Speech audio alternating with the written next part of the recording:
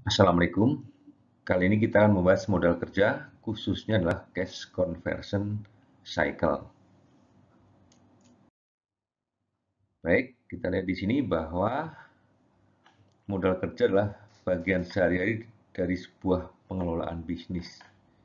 Oleh karena itu, modal kerja tidak pernah bisa lepas dari kebutuhan dana sehari-hari.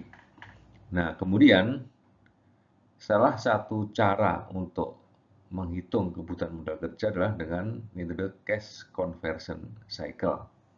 Jadi ini adalah salah satu metode. Saya berasumsi bahwa Anda sekalian sudah pernah menonton tentang siklus operasi, video tentang laba rugi, terutama penjualan dan beban pokok penjualan, neraca, khususnya adalah aset lancar. Kalaupun belum pernah melihat videonya, saya berharap bahwa Anda semua sudah paham tentang konsep tersebut. Baik, kita lihat di sini apa itu siklus operasi dan hubungannya dengan cash conversion cycle. Siklus operasi pada dasarnya adalah suatu siklus yang dimulai dari pengeluaran kas untuk memberi persediaan dan diakhiri dengan tertagihnya piutang usaha. Jadi kas keluar sampai diperoleh kas tersebut kembali. Dalam hal ini, kita tidak memperhitungkan adanya utang usaha, sehingga orientasi pada perhitungan siklus operasi lebih pada aset lancar saja. Jadi, elemennya adalah persediaan, dan yang kedua adalah piutang usaha. Sekarang tentang cash conversion cycle. Cash conversion cycle memperhitungkan adanya utang usaha, sehingga siklus operasi yang sebelumnya persediaan ditambah piutang usaha, sekarang akan dikurangi dengan utang usaha. Dengan demikian, siklusnya, kalau sebelumnya persediaan misalnya disimpan 30 hari, piutang 30 hari, 60 hari siklus operasi, sementara utang usaha 40 hari, maka cash conversion cycle-nya lah 60 dikurangi 40, sehingga 20 hari. Kita akan melihat elemen dari cash conversion cycle.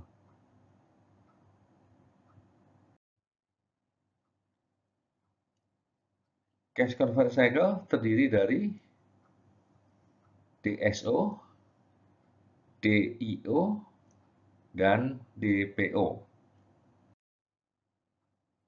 Kita lihat bahwa dengan adanya cash conversion cycle ini, orientasi perhitungan sekarang berubah dari gross working capital ke dalam net working capital.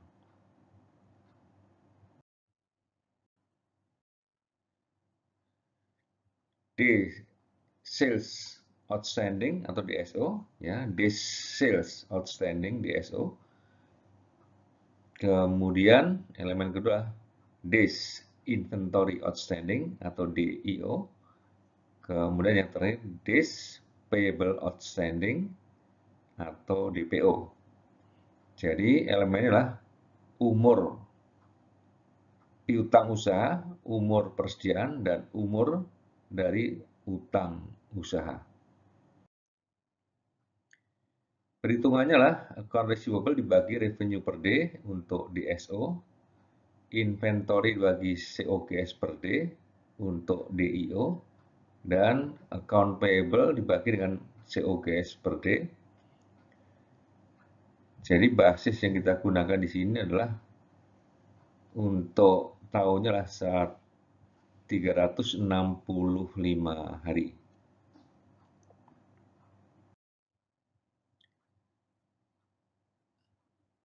Kita mulai dari DSO.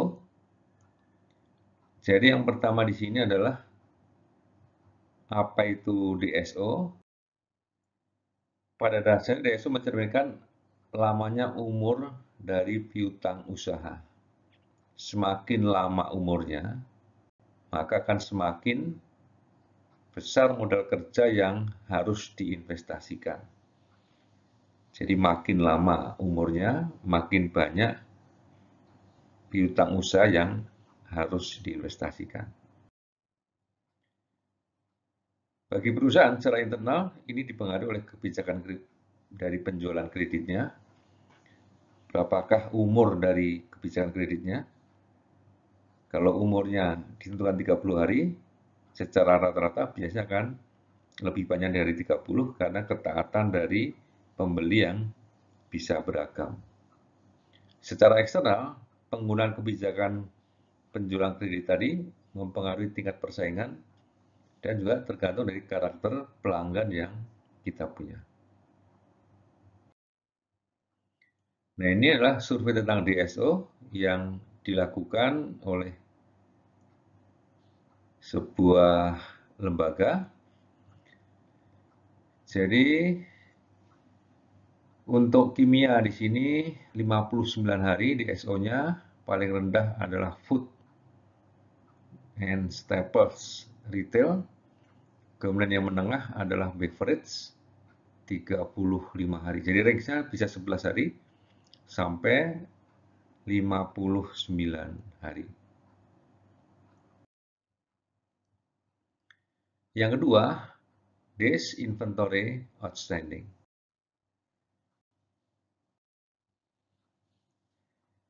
DIO mencerminkan umur persediaan rata-rata. Seperti piutang usaha, makin panjang DIO, makin besar unsur persediaan dalam modal kerja yang harus diinvestasikan. Jadi makin panjang umurnya, makin tinggi jumlah persediaan yang harus diinvestasikan. Ini akan dipengaruhi dengan jenis industrinya dan pola produksi. Maksudnya, perusahaan yang menyimpan untuk produksi dan perusahaan yang menyimpan untuk penjualan, seperti perusahaan dagang, tentu akan berbeda. Yang kedua, ada perusahaan-perusahaan tertentu yang berbasis pada produk pertanian seperti kopi dan teh atau tembakau yang sifatnya musiman, sehingga pada waktu musim tersebut, musim komoditas tersebut, perusahaan akan membeli dalam jumlah besar dan menyimpannya dalam waktu yang bisa relatif lebih lama. Kemudian pola produksi. Cara berproduksi kita mempengaruhi lamanya proses produksi sehingga mempengaruhi lamanya persediaan disimpan. Kemudian untuk DPO, Days Payable Outstanding,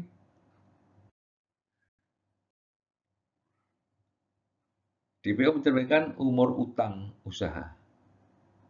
Makin lama umurnya, makin besar kontribusi pemasok. Jadi khusus untuk utang usaha, karena meringankan perusahaan makin lama umurnya, akan berkontribusi secara positif buat perusahaan.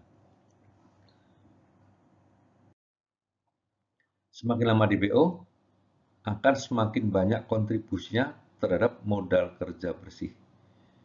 Misalkan aset lancar kita 300. Kalau utang usahanya 0, maka net operating working capital kita 300 dikurangi 0. Sementara kalau utang usahanya 200, maka modal kerja bersih kita, net operating working capital kita 300 dikurangi 200 tinggal 100. Jadi akan sangat membantu perusahaan. Hanya saja besarnya utang usaha yang kita miliki akan tergantung bargaining power kita terhadap para pemasok kita. Beberapa catatan atas cash conversion cycle. Untuk data piutang usaha, yang kita gunakan piutang usaha bersih di akhir tahun. Sementara data inventory dan purchase, inventory dan payable, kita menggunakan data COGS beban pokok penjualan. Tetapi ada juga sebagian analis yang menggunakan sales sebagai ganti COGS. Ya, ini alternatif saja. Sementara jika dalam utang lancar ada beban accrual, maka hal tersebut tidak ikut dihitung sebagai bagian dari utang usaha. Jadi utang usaha yang hanya kepada supplier atau pemasok kita saja. Kita akan menggunakan contoh perhitungan dengan angka. Baik, akan ada data sebagian aset lancar, piutang dan persediaan, sebagian utang lancar, utang usaha, dan kemudian beberapa data penunjang seperti penjualan, COGS, dan jumlah hari dalam 1 tahun. Kita akan lihat contoh yang pertama. Pada contoh pertama, kita akan menggunakan data yang sudah ada dari penjualan, COGS, piutang usaha, persediaan, maupun utang usaha. Pada contoh pertama, tidak ada utang usaha. Dan setelah kita hitung, kita lihat di sini DSO-nya adalah 54,8, kemudian DIO-nya 106,5. Kalau kita jumlah, maka cash conversion cycle 161,2 sama dengan siklus operasi. Karena utang usaha belum muncul, sehingga siklus operasi lamanya sama dengan cash conversion cycle. Jumlah modal kerja bersih sama dengan aset lancar karena tidak ada utang usaha. Contoh yang kedua. Nah, pada contoh yang kedua ini muncul utang usaha 100.000 sehingga dengan data DIO dan DSO yang sama, siklus operasi yang sama 161,2, tetapi cash conversion cycle-nya berbeda karena muncul utang usaha yang mengurangi umur siklus operasi menjadi cash conversion cycle. Jumlah modal kerja bersih juga mengalami penurunan. Jadi perbaikannya terletak pada jumlah net operating working capital yang lebih sedikit dan laba kotornya tetap sama. Kita bisa mengecek pada penjualan dan beban pokok penjualan.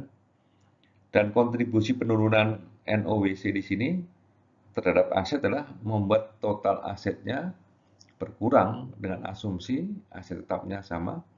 Sehingga jika nanti dihitung ROI-nya, maka ROI-nya akan mengalami peningkatan. Contoh yang ketiga, kita melakukan upaya perbaikan.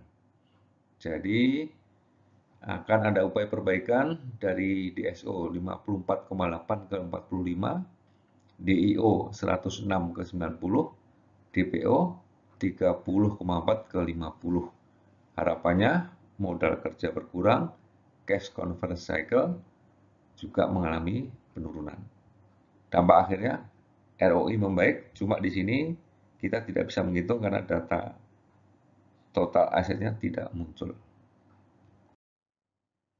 Kita lihat faktor perbaikannya.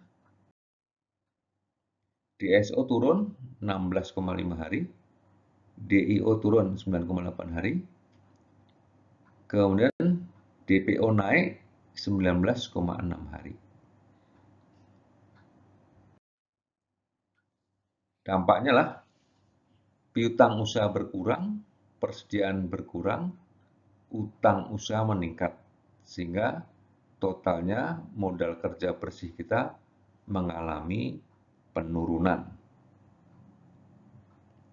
Baik, jadi perbaikan pada cash conversion cycle akan berdampak pada penurunan net operating working capital dengan catatan atau dengan asumsi penjualan dan COGS-nya adalah sama.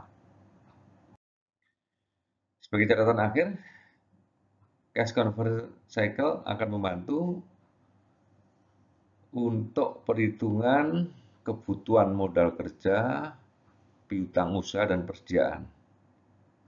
Dan pada akhirnya akan menentukan kebutuhan modal kerja bersih dan bisa digunakan untuk improvement atau mengkaji ulang kebijakan-kebijakan terkait piutang usaha, persediaan maupun utang usaha. Baik, sampai di sini. Wassalamualaikum warahmatullahi wabarakatuh.